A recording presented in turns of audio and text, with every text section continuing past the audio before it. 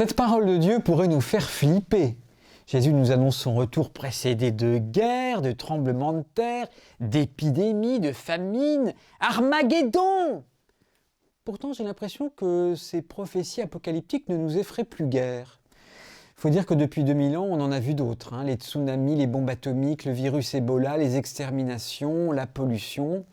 Alors les esprits cartésiens et blasés que nous sommes oscillent entre la peur et l'espérance, entre le scepticisme et le déni des mauvaises nouvelles. On voudrait tellement que Jésus nous annonce un royaume de paix, un avenir radieux, des lendemains qui chantent. Ça nous consolerait des malheurs présents. Mais non, Jésus prévoit dans l'évangile d'aujourd'hui une météo houleuse, un chemin accidenté, une histoire enténébrée, des crises majeures et de profondes dépressions.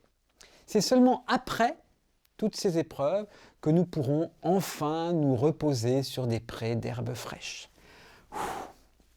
En attendant ces kyrielles de calamité, goûtons la joie simple de la venue de Dieu maintenant. Jésus est là.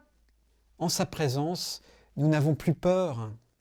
Au contraire, nous accueillons le Fils de Dieu dans l'émerveillement et l'action de grâce.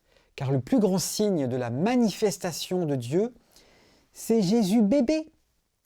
Ou alors c'est l'Eucharistie.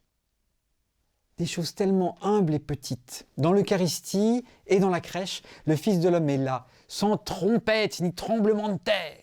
Il vient à nous dans la paix et le silence. Il se fait tout petit pour que nous puissions être ses amis. La communion au corps du Christ, c'est notre antidote contre le mal qui vient. L'Eucharistie, signe de l'amour et du salut, nous donne déjà la force de résister à toutes les épreuves.